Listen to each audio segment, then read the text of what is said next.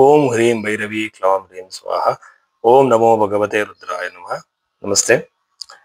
జ్యోతిషానికి సంబంధించినట్టు కొంతమంది చాలా అబద్ధాలు చెబుతున్నారు. దీంట్లో వచ్చేసి మనము న్యూమరాలజీ, ఈ టారట్ కార్డు, అలాగే పామిస్ట్రీలో కూడా భారతీయ పామిస్ట్రీ కాదు, అది భారతీయమైన కాస్త సామాజిక శాస్త్రం కాదు.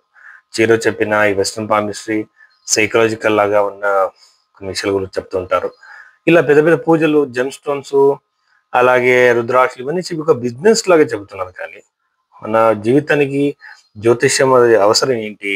జ్యోతిష్యానికి సంబంధించిన విషయాలు ఎందుకున్నాయి? ఇప్పుడు జ్యోతిష్యం అనేది ఆధ్యాత్మికంగా మనం ఏ ఒక్క స్థితిలో ఉన్నాము అంటే, ప్రతి ఒక్క మనిషిది ఒక పరమోచ్చమైనట్టు ఒక గురి వచ్చేసి, ఒక ఉద్దేశం వచ్చేసి ముక్తి పొందడం. అక్కడ ఈ మనిషి ఏ ప్రాసెస్ లో ఉన్నాడు? ఎందుకంటే ధర్మ, అర్థ, కామ, మోక్ష అంటారు.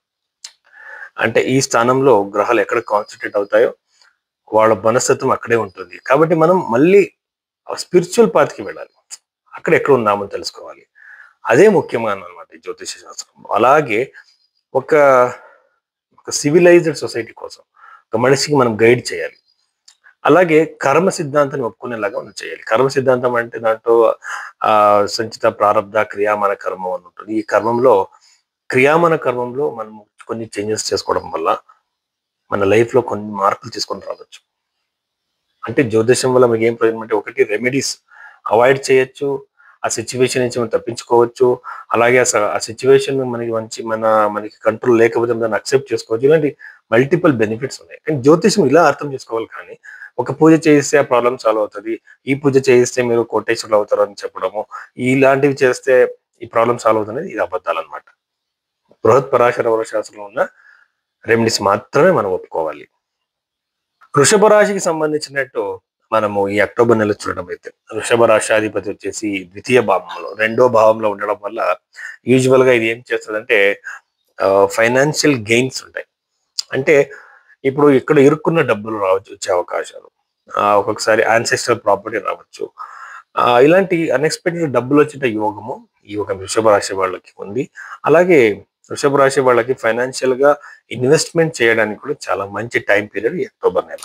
అలాగే చతుర్థ భావంలో శుక్రుడు మళ్ళీ కేతు గ్రహం ఉండడం వల్ల ఇంట్లో గొడవలు, ఇష్యూస్, ఫ్యామిలీ హ్యాపీనెస్ పాడైపోయేట కొన్ని అవకాశాలు ఎక్కువగా ఈ వృషభ రాశి వాళ్ళకి ఉంటుంది. కేతు చతుర్థం ఉండడం అంత మంచిది కాదనమాట.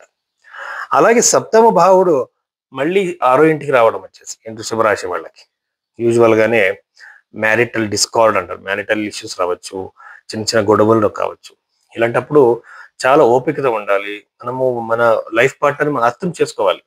వాళ్ళ మనస్తత్వం ఎలాంటిది, వాళ్ళ సైకాలజీ ఎలాంటిది, వాళ్ళ entering in to their shoes అంటారు కదండి. ఇప్పుడు మనము వాళ్ళ మనస్తత్వం వాళ్ళ దృష్టి నుంచి చూడాలి. వాళ్ళ ప్రాబ్లమ్స్ ఏంటి. కొంతమంది ఏం చేస్తారంటే వాళ్ళ దృష్టికోణంలో అన్ని చూస్తారు, అది తప్పు. అలా చూసుకొని కమ్యూనికేషన్ లో మనము ఎలాంటి ప్రాబ్లమ్స్ సాల్వ్ చేసుకోవచ్చు. ఇప్పుడు దాంపత్య జీవితంలో వచ్చే ఇష్యూస్ ని మనం మాట్లాడి సాల్వ్ చేసుకోవచ్చు. అలాగే సైకలాజికల్ గా కూడా మనము ఆపోజిట్ పార్ట్నర్ అర్థం చేసుకోవాలి, ఆ మనిషికి ఉన్న ప్రెజర్స్ ని అర్థం చేసుకోవాలి. ఇలా దీనివల్ల మ్యారిటల్ ఇష్యూస్ ని సాల్వ్ చేసుకోవాలి. ఇంకోటి కాంప్రమైజింగ్ నేచర్ కూడా చాలా ఇంపార్టెంట్. సో ఇప్పుడు సప్తమ భావంలో ఇలా ఉండడం వల్ల ఖచ్చితంగా 1 నెల వరకు ఇష్యూస్ మ్యారిటల్ లైఫ్ లో ఉంటే జాగ్రత్తగా ఉండండి. అలాగే పంచమ భావంలో సూర్యుడు బుధాదిత్యోగం క్రియేట్ అయింది కాబట్టి నేను చెప్పేది ఏంటంటే, ఒక యూజువల్ గా వాళ్ళకి చాలా మంచి టైం పీరియడ్. గవర్నమెంట్ జాబ్లు రాస్తున్న వాళ్ళకి, ఇంటర్వ్యూస్ ఇస్తున్న వాళ్ళకి, ఈ విదేశానికి వెళ్ళాలనుకున్న వాళ్ళకి అంత మంచిదేమి కాదు. విదేశంలో జాబ్ వెతికే వాళ్ళకి అంత మంచిది కాదు. కానీ ఎగ్జామ్స్ ఇస్తున్న వాళ్ళకి ఏకాగ్రత ఎక్కువగా ఉంటుంది. అంటే చంద్రుడు మూమెంట్ అయ్యేటప్పుడంతా మనకు ఒక మానసికంగా కొన్ని ఫ్లక్చుయేషన్స్ ఉంటాయి కదా, అవి తక్కువగా ఉంటాయి అన్నమాట. మంచిది, చాలా మంచిది. కాంపిటేటివ్ ఎగ్జామ్స్ ఇంట్రెస్ట్ ఇస్తున్న వాళ్ళకి, బిజినెస్ లో ఇన్వెస్ట్మెంట్ చేసే వాళ్ళకి, రియల్ ఎస్టేట్ లో ఇన్వెస్ట్మెంట్ చేసే వాళ్ళకి చాలా మంచిది అనమాట. దీని తర్వాత 11వ ఇంట్లో శని ఉండడం వచ్చేసి రెట్రోగ్రేడ్, అంటే వక్రీ అన్నట్టు శని ఉన్నాడు కాబట్టి ఇన్వెస్ట్మెంట్ వచ్చి మళ్ళీ మిస్ అయిపోయే అవకాశం, అంటే లాభం వచ్చి మళ్ళీ అంతే మిస్ అయిపోయే అవకాశాలు ఉంటాయి. కాబట్టి చాలా జాగ్రత్తగా ఉండాలి. అలాగే తండ్రితో కొన్ని గొడవలు, ఫ్యామిలీ మెంబర్స్ తో గొడవలు, చతుర్థ భావంలో కేతు ఉండడం వల్ల ఫ్యామిలీ హ్యాపీనెస్ పాడైపోయేట అవకాశం ఎక్కువగా ఉంటుందన్నమాట.